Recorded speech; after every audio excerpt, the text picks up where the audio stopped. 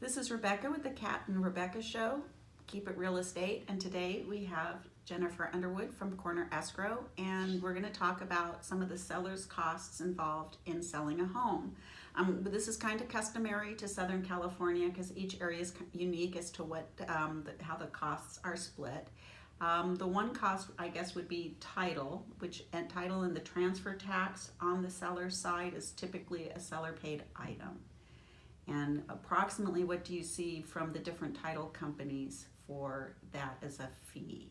So the owner's title policy, there isn't too much variance between title companies, maybe $25 to $40 depending on the company.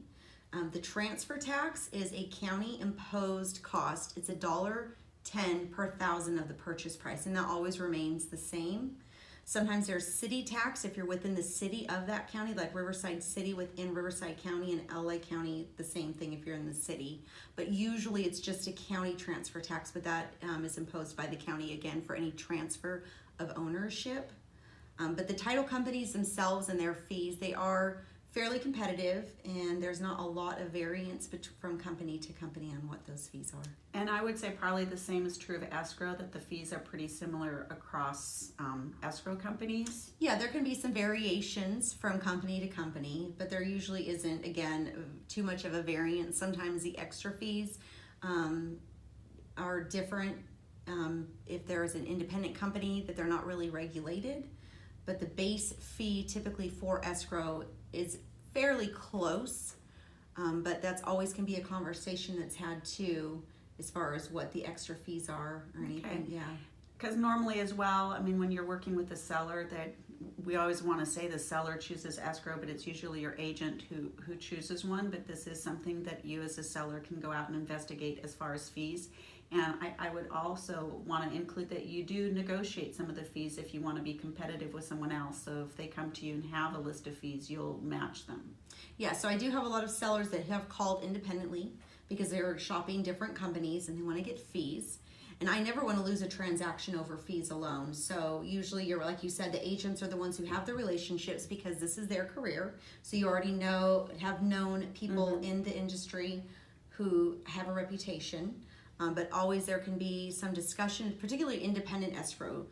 Sometimes title companies are set because how they are insured and regulated, but that can always be a conversation that can be had. There's always some wiggle room. Yeah, and it's nice if you do talk to your agent if they have a relationship with an escrow company, because we do find that sometimes there's better service among one and another, and it does change, so that's kind of important. And then the commission for a seller would already be negotiated with that listing that you have with your agent, so that you'll know already up front, and that's probably the largest, or is the largest cost to a seller. And maybe the next disputed item we talked about earlier was the HOA fees, if you're in an HOA, and then how that process works. Yeah, so if the home has a homeowners association, oftentimes they are managed by a third outside management company, and those companies oftentimes want an upfront fee paid for the HOA documents and the demand. So in the state of California, state law mandates that the seller provide the buyer with the governing documents for the HOA, and a lot of these companies want to charge money to release those governing documents.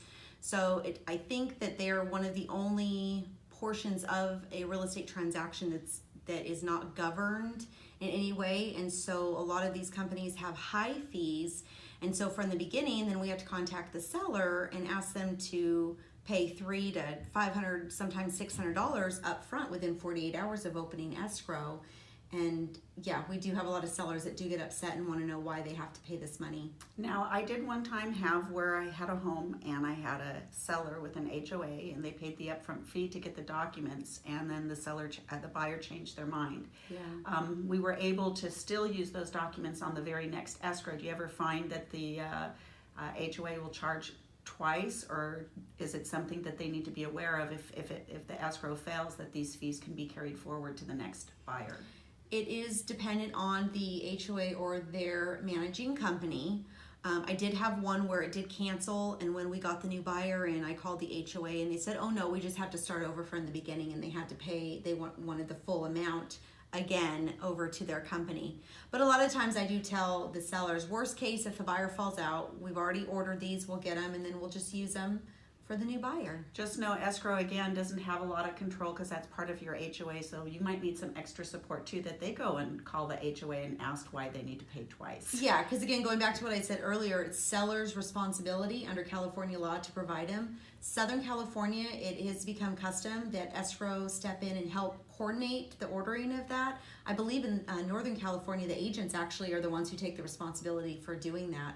But it is up to the seller, but we do help them because we have all of the contact information and kind of know what needs to be ordered, and so we kind of help guide the seller through that. Yeah, and the rest of the items probably aren't so much fees. It would be all the proration of your property taxes, insurance, and again, making your payment up and before the close of escrow, because again, we just talked, if somebody decides that they can't follow through, that you're continuing to make your payments. But if you do make a payment and it doesn't get caught in the system, they'll get reimbursed after the close of escrow because it's all based on the close, correct? For mortgage and HOA payments? Well, mortgage, taxes, everything. I mean, all the items that are the expenses to that property that wouldn't be necessarily fees. Yeah, you're correct. They do get reimbursed if for some reason something kind of slipped through, and the reimbursement would happen either through escrow or after the fact from that company that they paid. Yeah, I think we were in agreement earlier that if your house payment is due on the 1st and the closing is on the 5th,